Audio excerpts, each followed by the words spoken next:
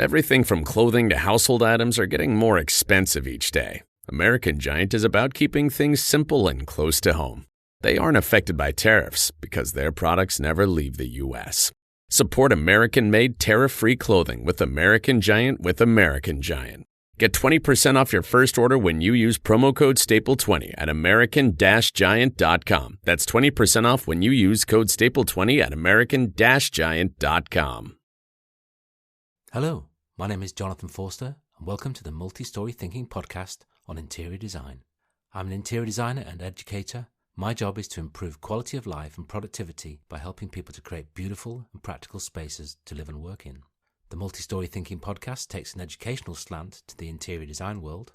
If, like me, you are curious about how things are done within the industry, how people got their breaks, and how they've developed their careers, and get some top tips and advice, then this is a podcast for you. So sit back, relax, as we help unravel the mysteries of interior design.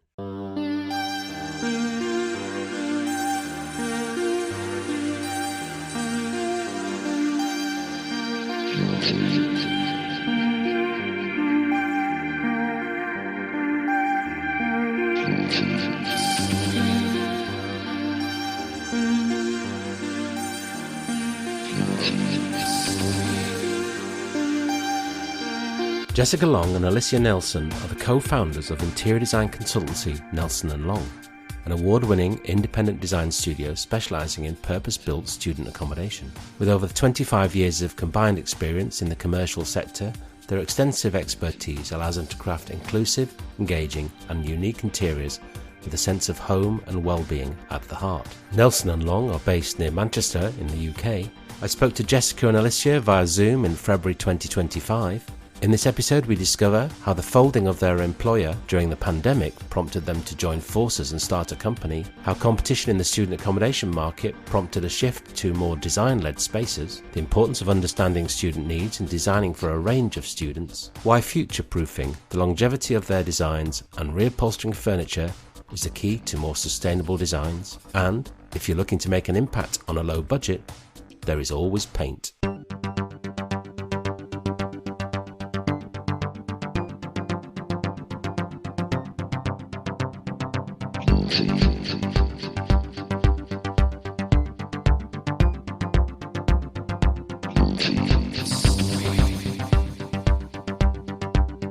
I've known you for a couple of years now, haven't I? So when we first met, you were telling me about how you started your company.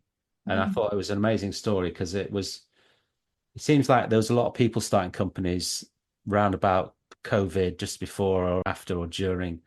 And there was unconventional sort of ways of getting together. But can you tell me a bit about how that all started? Remind me, for our listeners, of course, but how you got together and started the company. Great. So me and Jessica both were employed at a company, and that company folded during lockdown, like a lot of companies did at the start of COVID. Yeah. So we're in a position where we thought, right, what should we do? We knew we loved working together.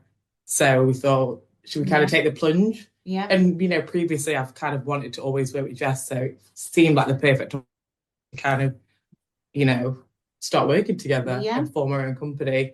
At that time, obviously, because it was COVID, we didn't have any furlough money coming in or anything like that. So it was quite scary, but it was a good opportunity because we had nothing to lose. We had nothing to lose, exactly. Yeah. We weren't going out, we weren't spending money. So it just seemed like the right thing for us to do at the time. Yeah, exactly. And I think what had happened previously when we were employed together is that we found ourselves in a situation where we were spending more time working together on projects, and having sort of previously worked with each other but not closely together, we'd learned quite a bit about ourselves and realised that we did get on really well and worked really well together. So that kind of set us up into, I don't know, we just kind of believe that everything happens for a reason, and maybe it was serendipity at the time. All about the timing then, was it? Yeah, exactly, all about the timing. Yeah. And I think that, looking back now, had we not been in that position, things might have turned out differently, but we had an opportunity that we, Yeah, I agree. Like, if COVID didn't happen, obviously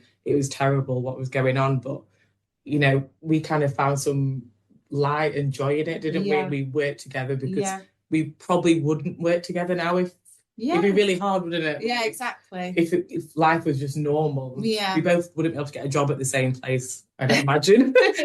That'd be ideal, but I highly doubt it. So, it was just a series of events that led us to this. And, yeah, exactly. And we're so glad and we're so grateful that we did it, because, we really enjoy, spending all our time together. Yeah. Day in, day out. Well, you have got separate lives, haven't you? I know that. But, I don't know. But so what roles were you doing at the time, and what kind of projects were you working on? They're both interior designers, as we are now. But I probably did a bit more like project management as well. And then towards the end of our role at that company, Jess started to do a bit more project management as well, didn't you? Yeah. So we did everything from the interior design, which includes like the specification, drawings, the concept development. But then also we did all the procurement. Me and Jess, we had to, put all the orders on and then make sure all those deliveries went to site. So it was a lot, but we learned a lot, I would say. Did. And I think in the last year of employment, we had maybe like 4 big projects that we had to deliver. So we'd already designed them, we'd already done all the work, in terms of specification, but then we also had to do all the ordering, all the procurement, and then also project manage the installs as well, which, looking back, gives you such a great grounding in how the whole interior design process works. And I'm really glad that we've got a full understanding of that process, just because it means that now, working for ourselves, we can kind of streamline everything as we know, benefits a project. So it was really good sort of foundation for us. Yeah, and having like a different expertise uncovered in a project from a different angle now, we can understand all different roles, with a project and all different, parties. And I think that really benefits us, doesn't it? Yeah, definitely. And what were you working on in terms of sector? What type of projects were you producing at that time? So purpose-built student accommodation, like we are now, like right, so you're already, what you're still doing at the moment. Yeah. So the company that we worked for, that was basically their sector. So purpose-built student accommodation, and we've been in, I've been working in that for 16 years now, and you're 9 or 10 years coming up. Yeah. So you've been working in that sector, or yeah. So how did you get into that then? First of all, if you can wind the clock back here. Oh, can't remember, Jonathan.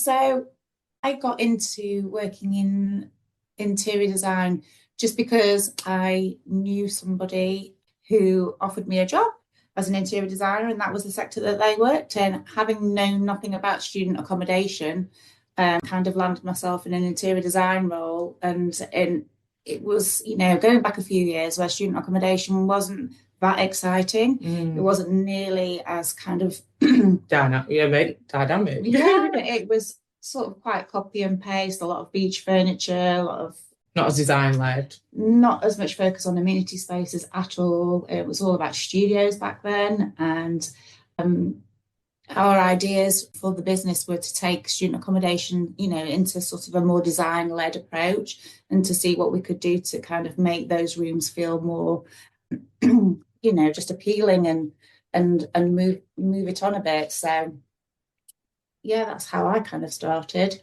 Yeah, so I guess it's all about who you know. And yeah, definitely. Yeah. So I started in this sector through, the company that we worked at, but previously I went to university, did an interior design degree, and then worked for a couple of companies, and then ended up working at the same company as Jess. Design student accommodation, we've always really enjoyed, and we've took that forward, which we've been quite lucky, haven't we? Like we've kind of started our own company and fallen into that as well. And it's quite a niche sector, but it's something that we really enjoy doing. We love designing, like, the future student and things like that.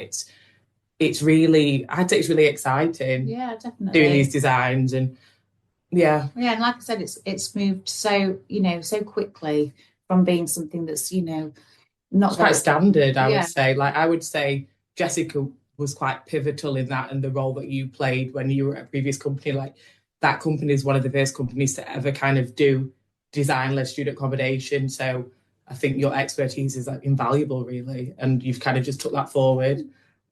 You've kind of just took that forward and just you've built on that, and where you are now, the designs that you design are just so much, better and refined and different, and yeah, it's amazing. That shift from the old days when it was just a bedroom and perhaps a shared kitchen. I mean, there are still lots of places like that, aren't there, where your shared spaces are quite limited. But that movement towards more of those amenity spaces, what were you responding to, or can you recall? I'm trying to think, what were the kind of pivotal moments in shifting that balance from just providing a bedroom to providing a wider community space? Can you recall the process? Yeah, I would say that it was obviously what students want. That's really important. I would say that is a massive driver, but also more providers were popping up. So people are thinking, how can I have a different offering? What can I do? Like, okay, so they're just doing bedrooms and there's not a big amenity space or a big amenity focus. But people are thinking, right, if I have a games room, if I have this, I can entice more students to come and stay with me. But also, like I said, asking students what they want, and more students are wanting these amenity spaces because they're leaving their homes and they're coming to new cities and they need places to socialise and interact with each other. And I think having these amenity spaces were key at the time and still now to developing those like friendships and start that community building. Yeah, definitely. And I think also just the sector as a whole, it's sort of snowballed just from that level of competition. So, each new provider that came along was doing something a bit more design led and a bit more design led, and then you found yourselves kind of looking at different sectors for inspiration, hospitality, build to rent, that kind of thing, and the whole that sort of element of competition has definitely pushed people on. As well, Jonathan, like looking, you said looking back and looking now, it's so different, isn't it? Everyone's trying to kind of are in competition with each other to supply the best student accommodation and attract those customers. And also I think a lot of the drivers, like obviously students from here, but also international students and their expectations, and they're paying a lot of bigger budgets, so attracting those students. Yeah, I think those spaces become, amazing. Some of the spaces we saw at that conference in November were, like being in proper hotels, and they are. And I think also, we're always learning about students and what they want, but also understanding student well-being and designing spaces that reflect, all the kind of key issues as well. So creating those communities, how can we do that? So that's, multiple amenity spaces. It might not necessarily mean one large games room as was back in the day. It's like dividing that space up into more kind of smaller zones to facilitate lots of different activities, understanding the cohort or the generation and what their preferences are. So we're always learning and just really enjoy that, whole student side of it, and understanding students. Understanding them, and like obviously there's a lot of like talk at the moment about like neurodiversity, and that's something we're really interested in as well, and understanding what different students needs. And like Jess said, obviously you could break up an amenity space into different zones, because not everybody wants to be in a loud zone. Like some people want to be quiet, some people are introverted and extroverted, and it's kind of, we love learning that, don't we, and designing spaces that appeal to a range of students. I think that's a really fascinating aspect of the design challenge at the moment, but also that idea that it's constantly evolving, because you've got a new generation coming through that have been exposed to a totally different set of life experiences. So just when you think you've got a handle on it, there's the next generation coming through who've had, they've been through COVID at a different age. They've been through school at a different era, and it becomes quite complex. How do you go about sort of engaging with the student bodies, if you do, to try and get a sense of what students want, or where do you get your kind of research on that? Obviously, it is really hard to know exactly what every single student wants, and we've got to bear that in mind, but we always try to design, spaces to be fully inclusive for people.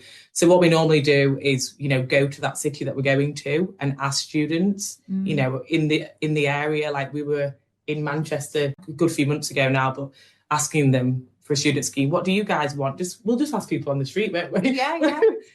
And we'll just spend a day in Manchester, because we have to know what the students want, because it's all well and good me and Jess thinking, oh, this is what the students want. We aren't the students. Like, we have a good grasp on the interior design aspect of it, because that's our specialism. But, the finer details, what do they need in these spaces? Yeah, exactly. We need to go and ask them. And I think that is so important, to ask the end user what they want from their spaces. But that kind of ties in with also the operations team, because they're the people that know the students, know more about that kind of running of the building. So operations team, client and students gives you like a much better picture of how to kind of, start a project and what kind of things to include within the scheme.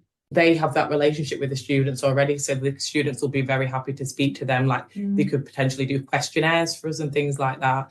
But also we do know what's trending with like Gen Z, that Gen Alpha, those generations, we know what they like. So in a general sense, we know that they're really like into technology. How we were born, we weren't kind of born with an iPad in our hand or something. But, kids these days are quite glued to the technology. So it's about understanding having general knowledge about those generations, but then combining that with specific knowledge about that scheme or that area and those students. And we really enjoy that side of, I know that we're interior designers, but we're also researchers, aren't we? Because we do a lot of research, learning about that, reading lots of articles on Gen Z and Gen Alpha. I'm a mother of one of each of those generations. Yeah.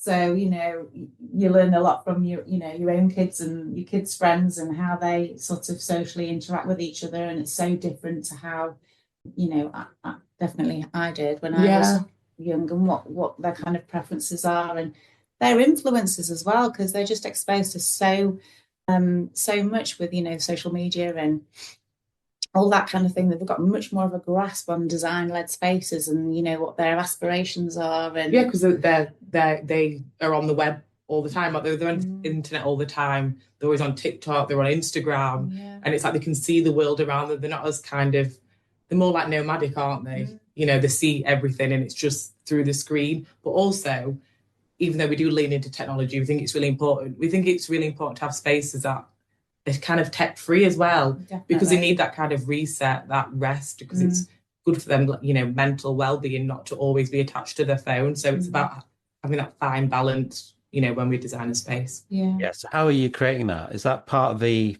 initiative from the operators where they'll limit the Wi-Fi, or is it you instructing them, or just inviting them not to have tech? I think it's about tech-free zones. So instead of, them being on the phone all the time, you might say, right, I think this scheme would suit a cinema space. So there's still an aspect of technology, but for, 2-3 hours, they could put the phone down while they're watching and interacting in a different way. And it's just all like quiet spaces where, they can listen to music or play instruments. So they're still partaking in activities, or like a gaming lounge, but it's not that on their phone. Yeah, and looking at, amenity space usage and how that can be multifunctional. So it can perhaps be more than one activity that can take place there. So it might be that there's a sink and there's large tables. So, more kind of creative activities could take place there. So, not necessarily using, your phone and being connected. It's a mindfulness space or a wellness space,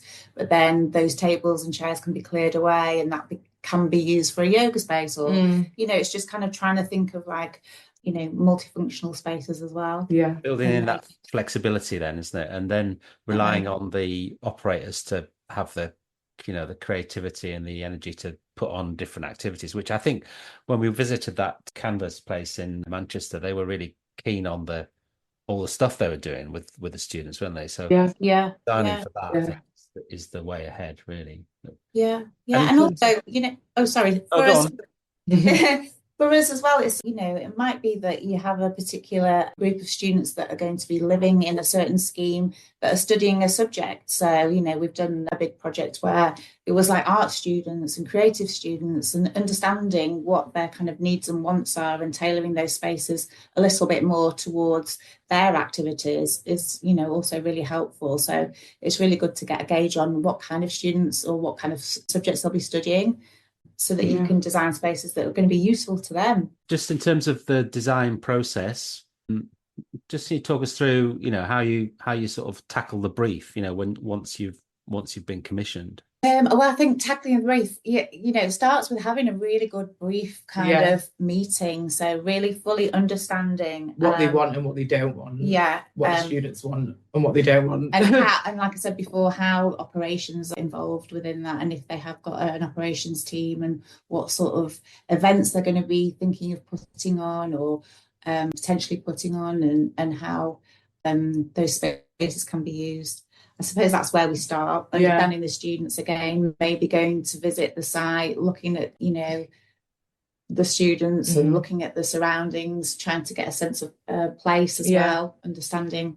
And also, I think it's really, really important to spend a lot of time on the concept development and really nailing that down and getting obviously the look and feel of the space, because that all has to do with that, mental well-being as well. So, if you get the right colours, you get the right concept, you get the right feel, it's going to be a really holistic space, suited to those specific students. Mm-hmm. Yeah, and it might mean that certain clients have got some, branding already in place. So obviously we take that on board, look at the branding colours, how can we incorporate them, subtly, or how can we incorporate them in a way that is in line with their vision for the brand. All those kinds of things. So the brief meeting is like the really important one. And then, like you said, getting the concept right, lots of colour psychology, all those kinds of things to create the right sort of, environment. Yeah, exactly. I noticed on your social media, you've been doing a lot of kind of research around materials and impact of colour theory. That's part of your marketing approach, isn't it, on LinkedIn and other platforms? But the interest in that, it seems a very strong feature of your design process, is the understanding of the impact of design and how to utilize the components of it and the materials in a positive way. That's been always a part of your approach, or has that developed more in the past few years? I'd say it's probably always been on this, bubbling underneath. But, I'd say maybe the last year or so we've been shouting a lot more about it, because, we talk about colour a lot and materiality a lot, because I think it kind of relates to who we are as well. Yeah. Like, it's our kind of company idea that we're very colourful characters, as you probably know, Jonathan. We love colour, and we love the impact of it. And, we work on a range of projects from, refurbs to, new builds and different spaces. Different spaces and different budgets. But we understand that the core fundamentals of, design to us is application of colour, and it has such strength and power. Do you know what I mean? You don't need to have a massive, massive budget to change a space. You could have the right paint scheme, and that can totally elevate it. And I think that kind of comes from us knowing about doing a lot of refurb projects. Yeah. Clients being like, we don't have loads of money. What can you do with this? And we're thinking, right, paint. Do you know what I mean? That's really, really can, change a scheme. And also knowing what right paint colour to use, using it in the right, orientation, whether it's like north facing, south facing, knowing where to apply that colour for it to be the best, and applying the right colours. Like, say, for instance, using green in a scheme where they've not got loads of money, that'd like linking the internal and external spaces. So bringing in that biophilic element. So just knowing what colours to use and where to use those colours. Yeah, it's just something that we're both really passionate about as well, isn't it? And I think that, ultimately it's about creating, joyful spaces for students to really enjoy. And there's nothing better than getting feedback when you've completed a project that students use the spaces and love them and congregate there and have a great time. And that might be, a really budget scheme that we've worked on, but you know, the impact of paint and using colour in the right places and the right materials, you know, has helped create those kind of environments, which is always good. Yeah, I think paint's brilliant, isn't it? I mean, it is one of those first projects I ever did was practically all paint, you know. Yeah, yeah, it's powerful, and I think some people don't understand the power of what paint can do, and we fully understand. And you did a thing on trends, and I was wondering whether, to what extent do you take account of trends, or from my perspective, I feel like you're not necessarily following trends, or the process isn't about the following of the trends, but it's more about the impact. But what are your thoughts on design trends and, you know, the various names that you can get in terms of scheme designs? You know, are you a big fan of Scandi, or, you know, where do you sit on the fence with those kind of things? I think we don't really sort of tend to follow trends. We tune into them to have a look what they are. And I think you can't help but subconsciously be influenced by, you know, trends that are around you, and that might be, you know, filtered through from fashion, it might be filtered through from, you know, another sector, hospitality, or like we said before, build to rent and all those kinds of things, or, you know, just like the colours, trending colours, that kind of thing. But in terms of, like, you know, Scandi or Japandi, or you know, what have you, I think we kind of just like to do our own thing. We do, and obviously, it depends. We're always like quite eclectic in our approach, I think. I would say so, but I would say, you know, I'd say we're probably drawn to like warmer colours, I would say.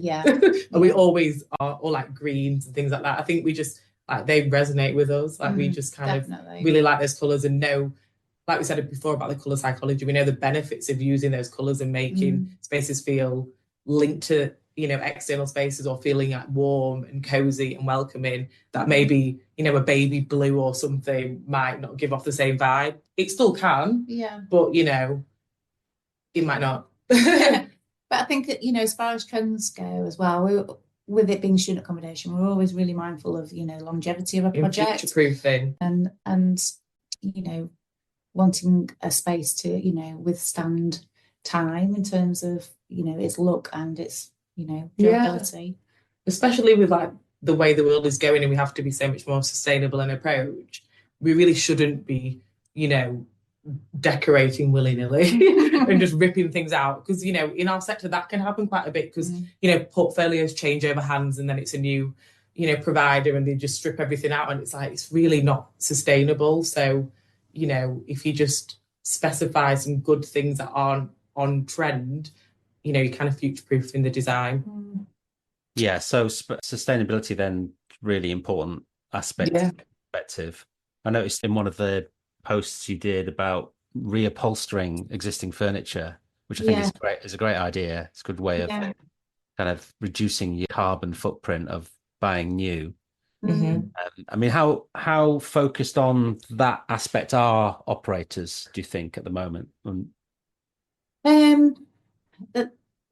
think it varies. You know, and I think that sustainability is definitely a key factor, and I think that it is becoming much more part of the process, and that it's just something that we all do kind of naturally now, is specify the most sustainable products that we can find that sit within the budget, and think about the durability, think about the longevity.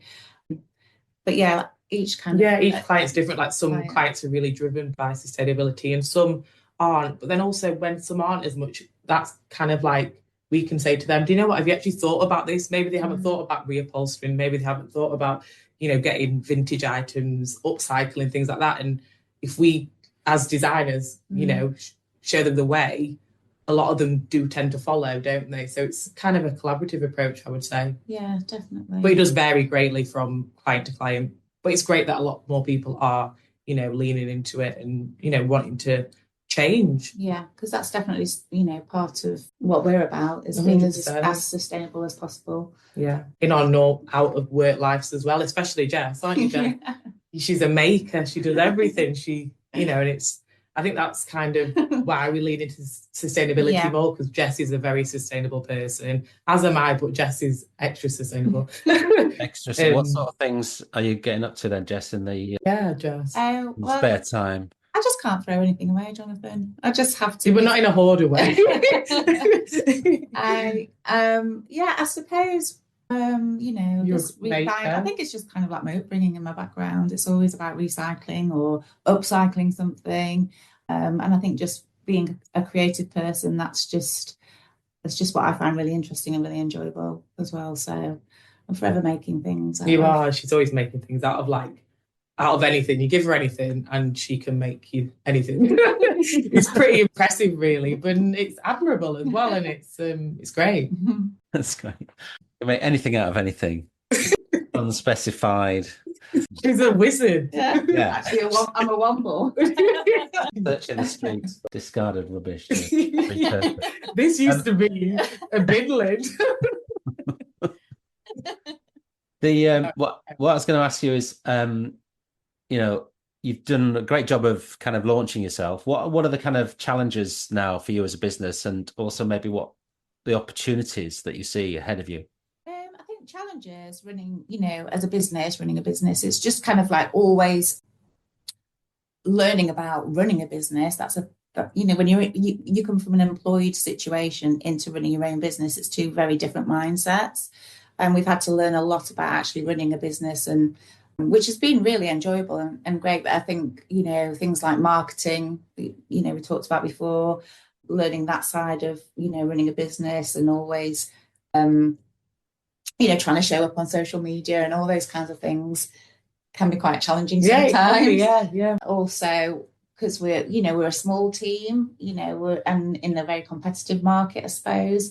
So trying to stand out there, trying to show your value, and how do you get that across? Because combined, we've got 25 years of experience in PBSA, which is a lot, isn't it? Exactly. And as much as you want to kind of be in the room with the right people, sometimes it's not within your reach to go to every networking or every conference, just with their location, and the cost of going to these kinds of events. So those kinds of things can be quite challenging, but in terms of opportunities, it's like endless opportunities. I mean, we like to think that we've got a really collaborative approach to our work, so there's opportunities to be had both with projects and interior design, but also working with suppliers, and which we naturally do, don't we? We like to gravitate, we like to collaborate, like Jessica said. We like to research and we do loads of different things with different people, so it's about just like letting those relationships naturally happen, and just growing things organically, and that's definitely a way forward for us, collaboration, isn't it? And we've got a lot to give and a lot that people can learn from us as well, so it's about just building those relationships for us, and one day we'll be trillionaires, and we won't speak to you anymore. Oh dear, well, I'm not looking forward to that moment. And so how do you typically get your clients? Or I mean, you must have had some that you sort of inherited when you started, I guess, from the process of working with the previous business. Yeah, I think just kind of having that background knowledge in this sector has definitely helped. But in terms of inheriting clients, I don't think that happened too much, really. No. I think we've just been kind of quite lucky in our first year that we got some really good projects. Yeah. And then I guess it's just kind of referrals. Yeah, word of mouth a lot for us. Definitely working with some really nice clients, and they might then pass on your details to somebody else and recommend you. So it's recommendations as well, which is fantastic. And then, once we've done a project and it's been successful, getting repeat, repeat clients. A lot of clients have more than one project. It might be a year down the line or something, but that's kind of future work for us, isn't it? Yeah. But like Jess said, I think the majority of it is word of mouth, and I think we're very personable, and we really focus on our customer service, and we want our projects to go really well and everyone to be happy, and that's a real focus for us. Yeah. But then, as well, we talked about marketing. LinkedIn, for example, is a great way to, meet people, reach out, connect with people. And then if you can, network with those people at different events as well, then you create those relationships, which is, guess how we approach it.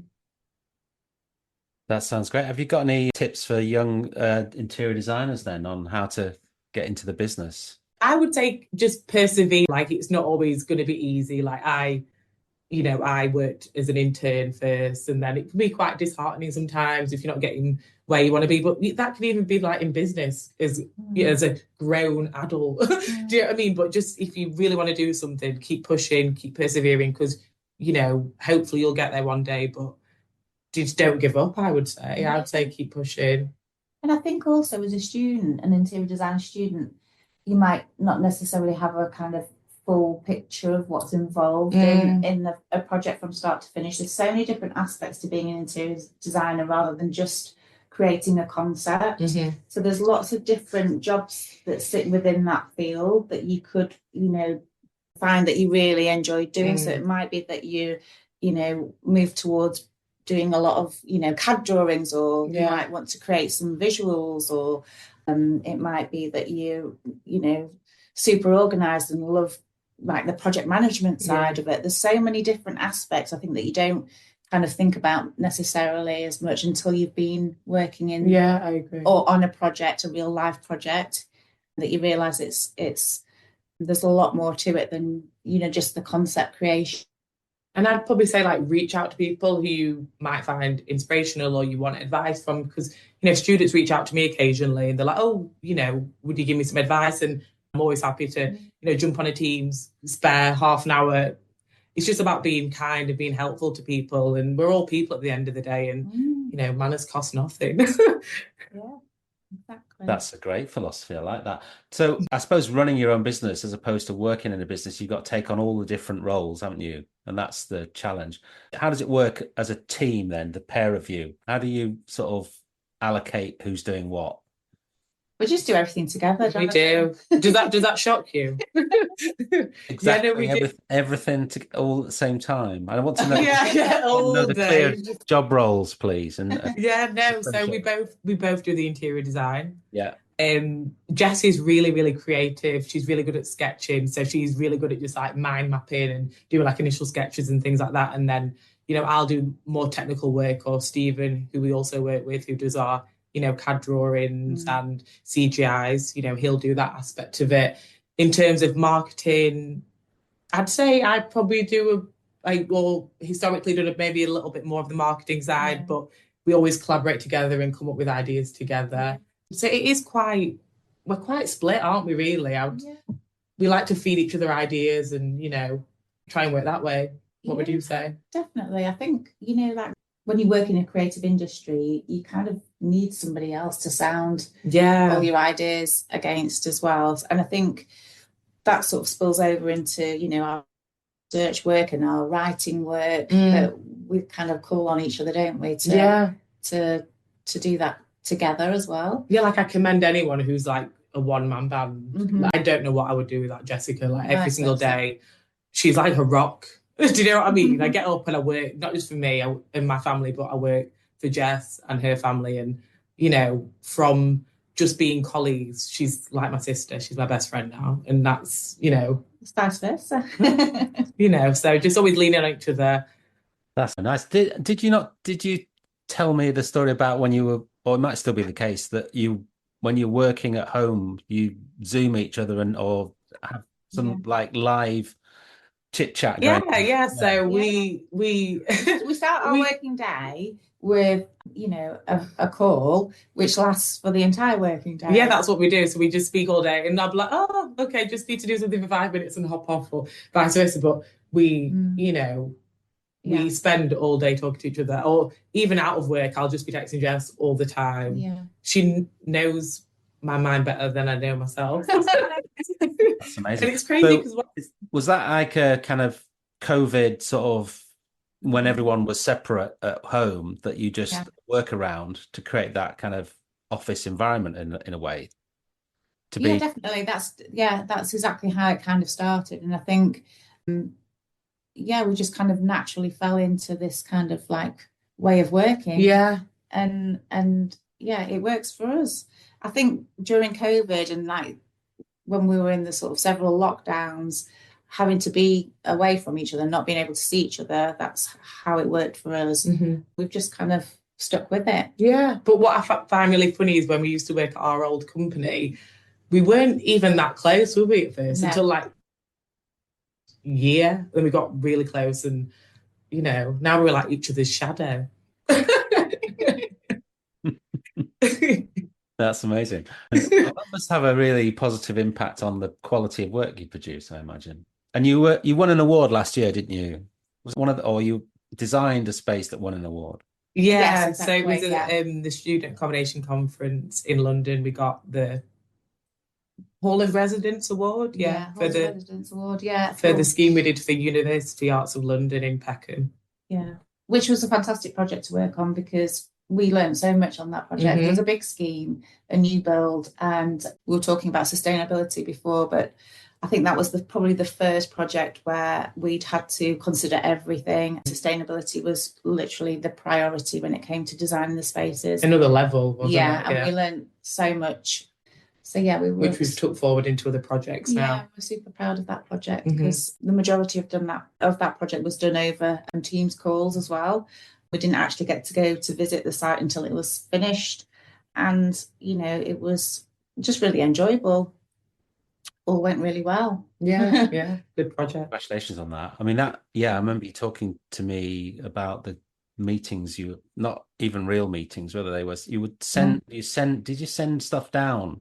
Yeah, it was all like sending all the finishers boards down. Like normally we like to, meet the client if possible and present those, because I think you need to tell the story of why you've chosen them. And when there's not that human connection, it's quite hard sometimes to explain why you've chosen this material over another material, especially when it comes to costs and things as well. They're like, why is this more? It's like, well, we might have a sustainable angle to it, or, really nice story how it's been made, or it will align with what the students want. So it was, I wouldn't even say it was a challenging project though, because it just worked, and that's what was going around in the world at the time, wasn't it? No one was seeing anyone. That was the norm. So you just got on with it. Yeah. But it was really successful, and they were really happy with the project. We're really happy with the project. It still looks really great, and it was a good one to work on. Yeah, and from a sustainable point of view, I think historically when we've been to see clients or started working on a project, we'd always travel to go and see clients, and what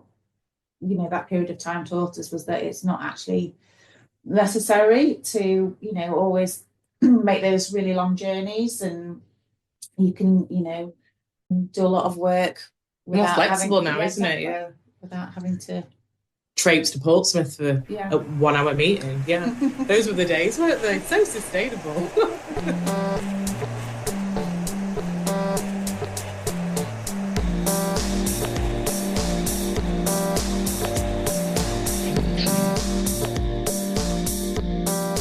I'd like to thank Jess and Alicia for taking the time to talk to me.